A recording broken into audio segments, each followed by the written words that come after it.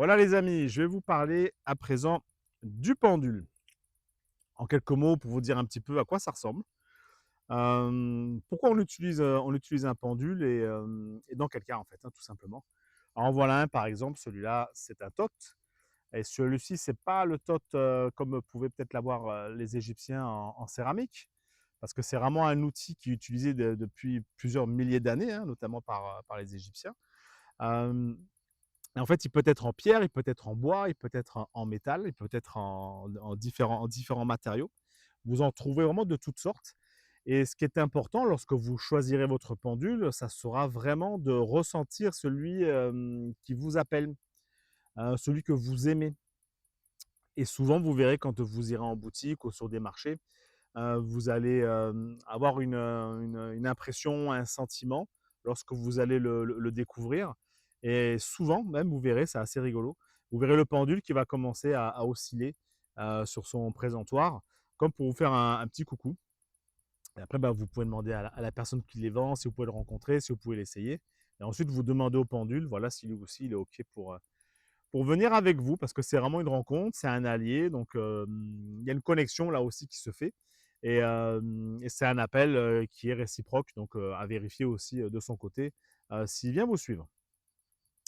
Alors le pendule, en fait, l'idée, c'est pour pouvoir faciliter la connexion avec les mondes invisibles. Lorsque on utilise le pendule, il y a principalement trois domaines. Ça va être pour poser des questions, au premier, souvent. Le deuxième domaine, ça va être pour faire des recherches, recherches de sources. Le sourcier va utiliser ses baguettes et souvent aussi le pendule pour affiner ses recherches, notamment quand il voudra vérifier le type de roche, le débit, les failles, etc. Il va pouvoir interroger le sol, les sous-sols. Et il va également être utilisé dans un troisième domaine qui est super intéressant, qui est également au niveau des soins énergétiques, où il va pouvoir apporter une action pour transmettre l'énergie. Alors ça dépend de quel soin on va établir, de l'énergie vitale, de l'énergie de guérison. Et il va également pouvoir participer pour pouvoir libérer des énergies négatives.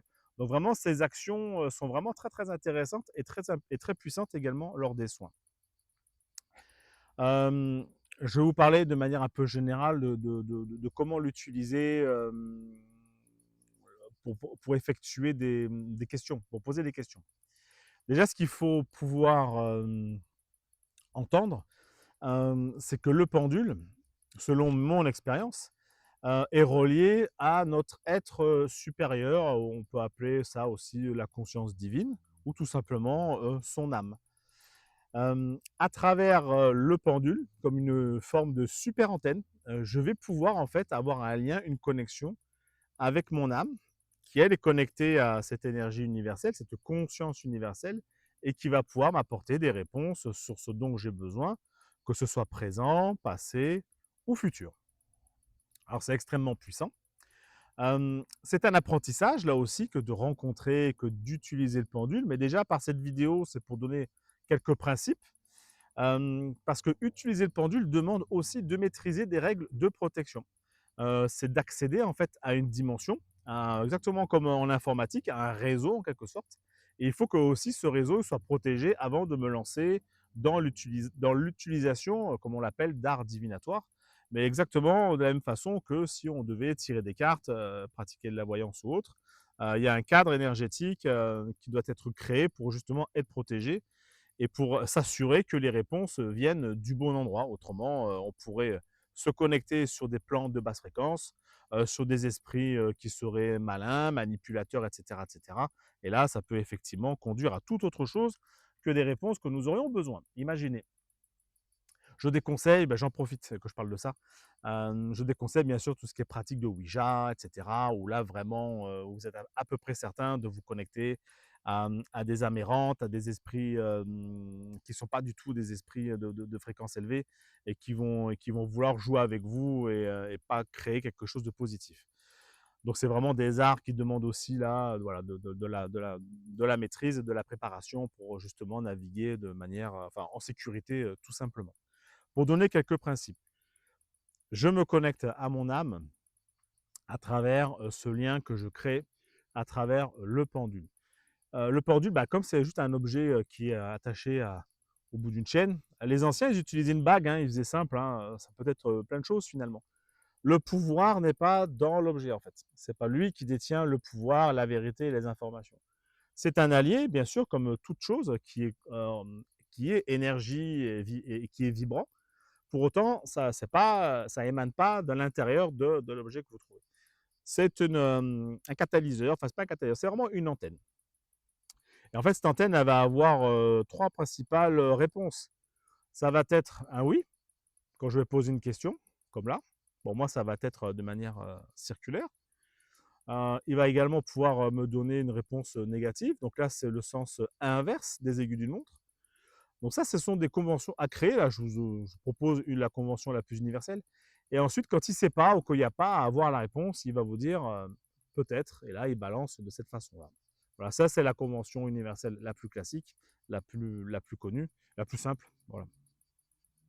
Bon, déjà, ce qu'il faut bien comprendre, voilà, c'est qu'on va avoir accès aux réponses à travers ce langage-là, hein, oui, non, peut-être, hein, pour faire extrêmement simple.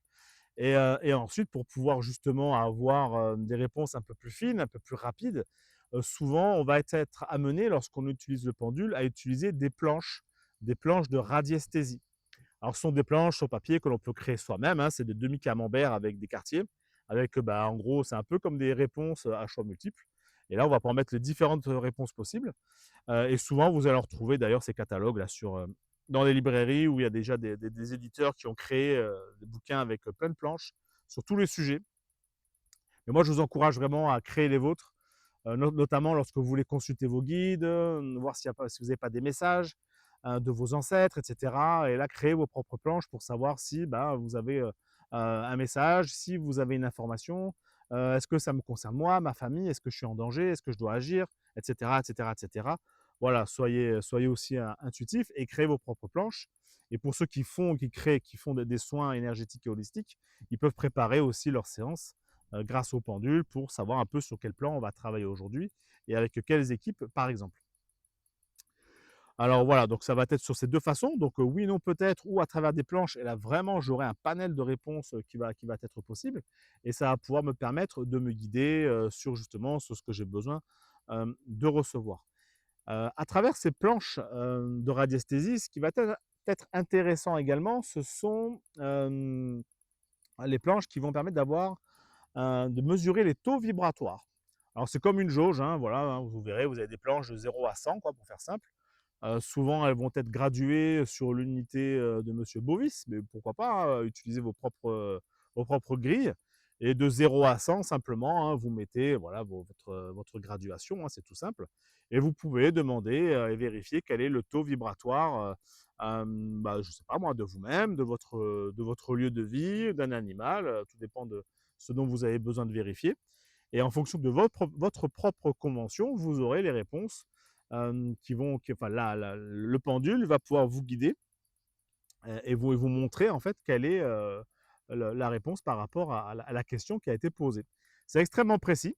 Vous pourrez vous amuser également à le faire avec d'autres personnes qui sont alignées avec ces énergies, dans le respect de ces espaces, évidemment. C'est pas un jeu, hein. C'est un accès à une dimension, donc vraiment ça demande une grande préparation et beaucoup de respect de naviguer dans ces espaces. Et en fonction de votre intention, de votre préparation, de votre alignement, vous verrez que vous aurez beaucoup de résultats. Ce qui parfois peut perturber le pendule, un peu comme dans toutes les pratiques, que ce soit pour les tirages d'oracle ou autres, c'est si jamais c'était votre mental en fait qui pilotait le pendule. Moi, je peux tout à fait demander au pendule de me donner un oui, de me donner un non, de me donner un peut-être. Si je l'ai choisi, il va le faire. Et sans bouger ma main, il va le faire, comme je l'ai fait tout à l'heure pour la démonstration.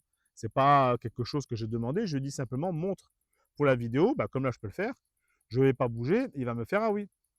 Et si j'ai envie, il me fera un hélicoptère, il va aller plus vite parce que je vais lui demander par une fréquence mentale. Ce qui est important, et ça c'est un apprentissage également, c'est de parvenir à se préparer pour pouvoir être dans ce canal qui permet de se laisser traverser pour recevoir la réponse, pas pour avoir la réponse que j'ai envie. Et là, ça change absolument tout. Donc ça demande de l'entraînement, de la pratique, de la préparation pour justement savoir comment se connecter à ces espaces, comment d'abord préparer un espace, comment rencontrer mes guides pour protéger cet espace vibratoire et également de quelle manière poser des questions et celles qu'il ne faut surtout pas poser parce que c'est vraiment pas du tout quelque chose qui doit nourrir l'ego, le pouvoir, la curiosité ou des choses comme ça, mais au contraire, qui doit nous aider à nous guider dans nos prochains pas lorsque nous avons besoin d'être éclairés. Alors effectivement, on pourrait pratiquer de la voyance, on pourrait faire beaucoup de choses. Moi, je vous encourage surtout à ressentir, avant toute chose, que la question soit juste, qu'elle nourrit votre cœur. Et si jamais c'était pour utiliser quelqu'un, de simplement se poser la question de qu'est-ce que je vais nourrir en fait en répondant à cette question. Déjà aussi simplement vérifier auprès de l'autre si je suis autorisé à lui transmettre cette information. Il n'a peut-être pas du tout envie de recevoir ce message et de ressentir si c'est juste et que ça va vraiment permettre à la personne de l'aider dans ses prochains pas. À vibrer, à ressentir et pourquoi pas à approfondir si vous le souhaitez lors de prochaines formations ou stages que nous animons avec Céline, notamment prochainement en septembre. Des gros bisous les amis!